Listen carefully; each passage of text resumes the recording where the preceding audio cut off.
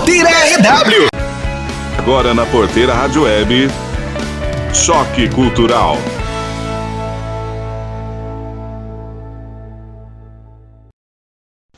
Olá a todos, aqui quem fala é Paulo Henrique Shadow da Porteira Rádio Web. Estarei apresentando o projeto cultural de nossa programação que tem o nome de Choque Cultural. Ou seja, entrevistaremos pessoas da cidade e região ligada à cultura e que fazem alguma coisa na área educacional e cultural. Nesse programa temos o privilégio de conversar com Carlos Rufino de Carvalho, conhecido como Pardal. Além de mestre de capoeira, ele também é escritor e compositor. Vamos conhecer um pouco sobre o Pardal e sua trajetória até aqui. Pardal, podia começar falando de onde você veio e como conheceu essa região? Bom, eu sou natural da cidade de Goiânia, capital do estado de Goiás, né? Eu vim aqui para a região de São Paulo, Itapira, onde eu residi 11 anos. E desde o ano de 2017 eu estou em Ouro Fino. Eu queria saber como você iniciou na capoeira, quanto tempo você está, há quanto tempo você é mestre?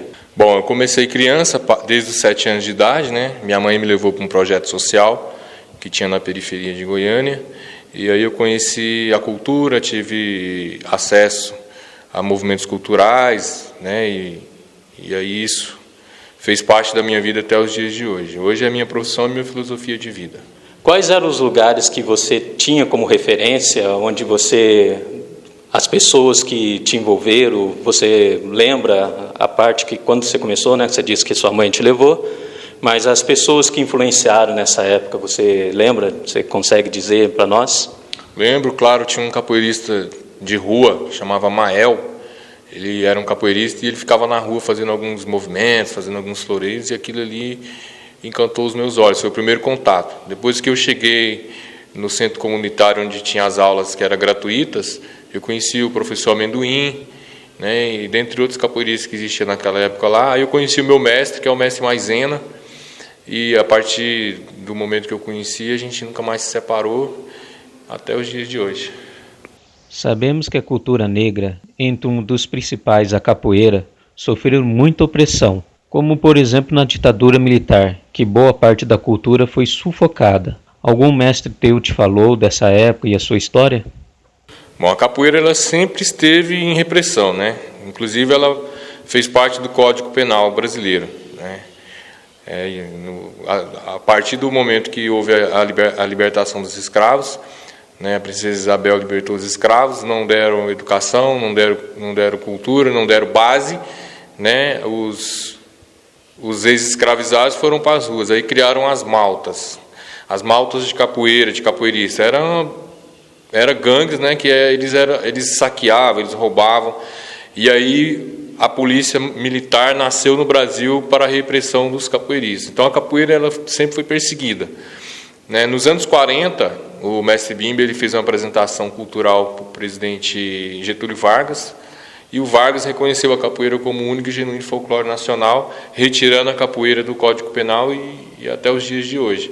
Mas existe, sem a recriminação por a capoeira ser uma luta, ser uma atividade que vem dos escravos, né? Então, como nós vivemos num Brasil, num país que ele é racista, classista e preconceituoso, sempre existe aquele olhar de preconceito, sim.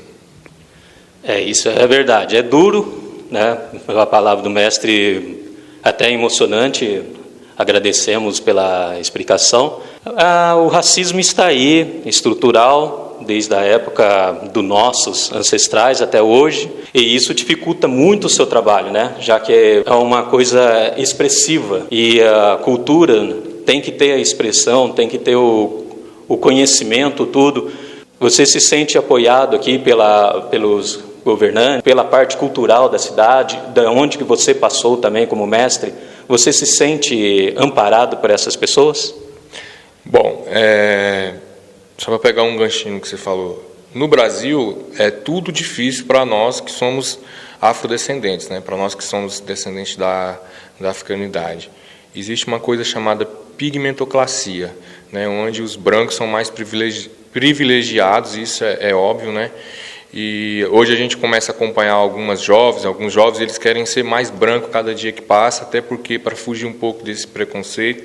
E o Brasil é um país racista, sim, já sofri racismo em vários momentos da minha vida.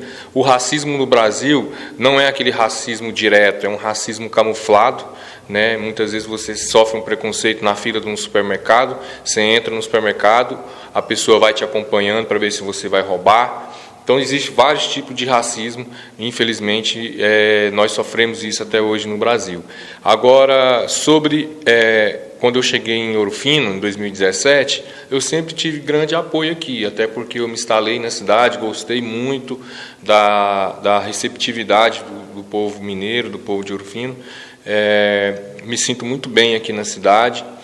E estou tendo apoio, sim, dos governantes da cidade, estou tendo total apoio de todos os vereadores, todos que eu procuro sempre estender as mãos para mim, o próprio prefeito da cidade, né, que apoiou meu projeto desde quando eu cheguei. Então, eu desenvolvo um projeto aqui na cidade com crianças carentes, tenho o total apoio da cidade, dos governos, e as pessoas de Ouro Fino também, eu estou tendo uma boa convivência. Ô, mestre, o que você sente falta? O que você via que os mestres faziam antes, a liberdade que eles tinham ou não, e o que você não pode fazer hoje e que você gostaria de fazer? Olha, hoje mudou tudo, né? Antigamente a forma de educar era diferente, né? Dentro até mesmo das educações formais nas escolas, você antes poderia ser mais duro com o aluno, às vezes chamar a atenção de um aluno.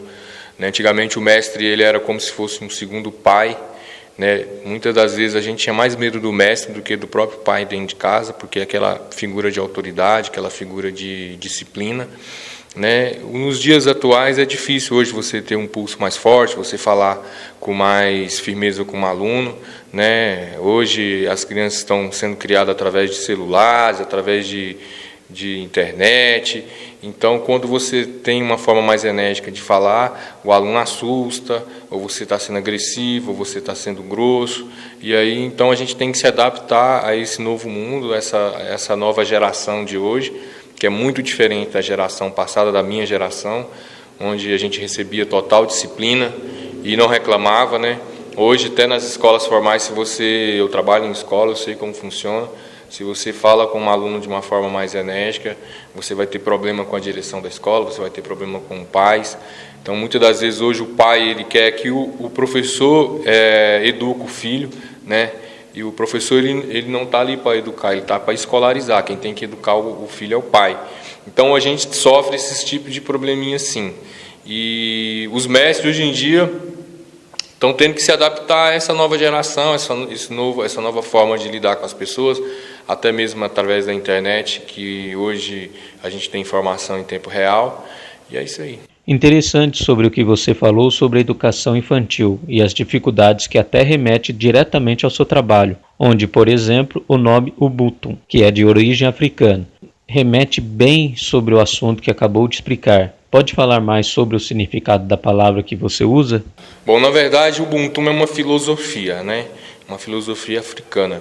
A prática do Ubuntu, ela consiste em humanidade, né? União, compaixão. A pessoa que pratica o Ubuntu é uma pessoa que é caridosa, é uma pessoa que sempre está disposta a ajudar, é uma pessoa que está sempre com boa vontade com outra pessoa. O Ubuntu é pluralidade. Pardal, como no começo desse programa falei que além de mestre você também é escritor e que você já escreveu 3 livros. Aliás, eu tive a felicidade de trabalhar contigo nesse último livro, onde eu fiz a diagramação e a editoração. Seu livro, além de ter um público-alvo, é fácil de ser compreendido e digerido por pessoas que não conhecem bem o ofício. Pode falar com a gente sobre seus livros? Os meus 2 últimos livros que eu trabalhei era mais focado na parte da cultura mesmo, né? Da parte de fundamento, na parte de simplificar e desmistificar alguns preconceitos, né, que a sociedade estabeleceu dentro da capoeira. Então, como atleta, como defensor, como como praticante, né, dessa arte, eu senti a necessidade de me tornar um pesquisador para levar informação coerente para as pessoas. E aí, através do livro, eu consegui transmitir as informações que eu achava que era necessário para as pessoas. Esse livro aqui que nós fizemos em 2019 já é um formato diferente, ele já é um livro mais científico, né? Já é um livro mais na parte do esporte, na parte de prevenção de lesão, né? Eu, como sou atleta, eu tenho muitas lesões no meu corpo, sofri muitas lesões, até pelo fato de, há muitos anos atrás, quando eu iniciei, eu pratiquei muitos exercícios errados, treinos errados, né, de forma errada. Não tinha, naquela época, nossos mestres não tinham estudo suficiente para nos orientar, para nos mostrar um caminho mais certo. Então, os treinamentos eram feitos meio que na doida. Então, nesse contexto, a gente sofreu algumas lesões. Então, para que isso não aconteça com os meus alunos, com as pessoas que seguem, que admiram meu trabalho, eu comecei a estudar fisioterapia. Dentro desse contexto do estudo, eu desenvolvi esse trabalho, que é um trabalho focado na prevenção, onde eu estou trazendo para as pessoas de uma forma simples, né, simplificando a linguagem formal, né, a linguagem, principalmente a linguagem da anatomia, trazendo para uma linguagem mais simplificada para as pessoas terem ciência e poder entender um pouco como funciona o sistema, como funciona a biomecânica, principalmente os exercícios da capoeira, né, como que é uma forma segura de executar os movimentos, os exercícios. Então é mais ou menos dentro desse sentido. Além de escritor, você é compositor e cantor. Sim. Pode nos dizer qual que é o seu último trabalho de composição, aonde que você, além da capoeira, você demonstra esse outros trabalhos aonde? Entrando nessa questão da musicalidade dentro da capoeira, voltando lá no começo, quando eu tinha falado a respeito do preconceito, existem algumas pessoas que acreditam que a capoeira tem envolvimento com religiosidade. Então, para desmistificar isso, eu venho fazendo um trabalho de musicalização da capoeira, até mesmo dentro da minha escola, do meu trabalho, onde a gente evita cantar músicas que fazem referência a algum tipo de entidade religiosa, né? E porque muita gente vai na Bahia e lá, como as pessoas, o candomblé é muito forte na Bahia, as pessoas acabam associando a capoeira ao candomblé, e não tem nada a ver.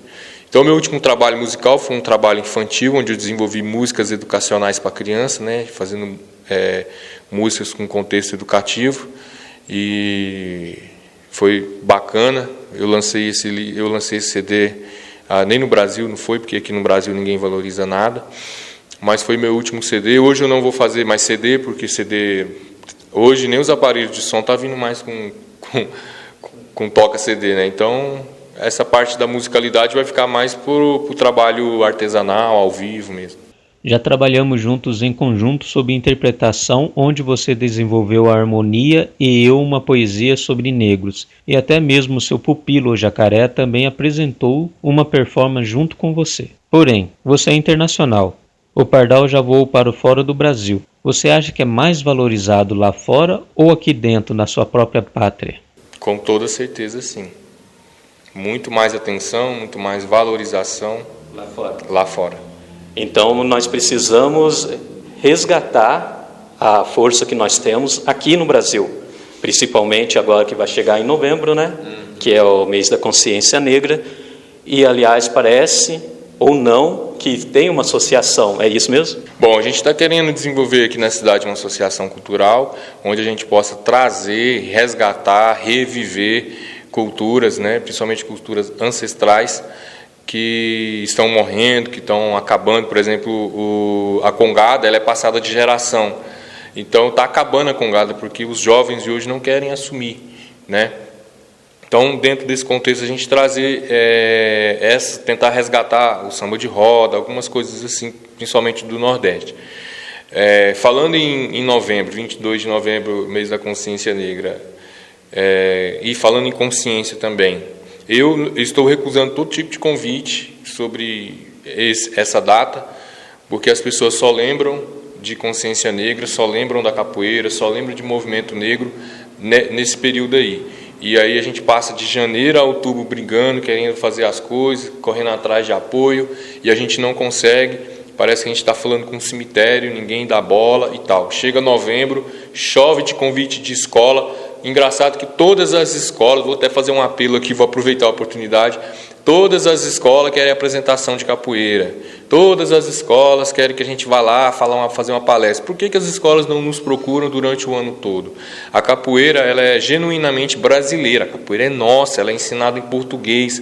Lá fora o estrangeiro começa a aprender a capoeira, ele começa a aprender o português. Ele vai se graduando na capoeira, ele vai se graduando no português. Ele tem que falar o português. Então, nós somos a maior divulgadora da língua portuguesa brasileira no mundo todo. E isso não é enxergado aqui no Brasil. Existe o Museu da Capoeira em Paris e em Lisboa. No Brasil não existe, né? Existe faculdade de capoeira em Israel e nos Estados Unidos. No Brasil não existe. Então, é um apelo. Gente, vamos valorizar o que é nosso, vamos valorizar o que é brasileiro, né? O Brasil, a capoeira esteve na guerra com o Paraguai, a capoeira esteve lutando, né? Os escravos esteve lutando por uma coisa que nem era deles, né? Então, a gente está sobrevivendo, a nossa cultura está sobrevivendo e a gente precisa de apoio o ano todo, não só em novembro. Fazer uma apresentaçãozinha de 10 minutos numa escola não é nada. O certo seria todas as escolas inserir a capoeira no seu currículo escolar, porque a capoeira faz parte da nossa cultura, até mesmo em consonância da Lei 10.639, que incentiva as atividades afro-brasileiras nas escolas. Seria muito importante, seria muito rico. Eu desenvolvo um trabalho aqui pela promoção social e as escolas levam os alunos para participar dentro desse projeto e a capoeira foi muito bom para os alunos voltaram para a sala mais concentrados, conhecendo um pouco da sua história. Então, por que não investir nesse projeto dentro das escolas? Procurei a Secretaria de Educação, não houve interesse, né, aqui da cidade de Ouro Fino, mas a gente vai continuar lutando, vai continuar brigando para a gente tentar inserir a capoeira nas escolas, porque a gente não está levando só uma atividade, a gente está levando cultura, a gente está levando história, a gente está levando teatro, a gente está levando a tradição de um povo. Bem, acredito que o mestre falou tudo, né? Não tem como ser mais claro.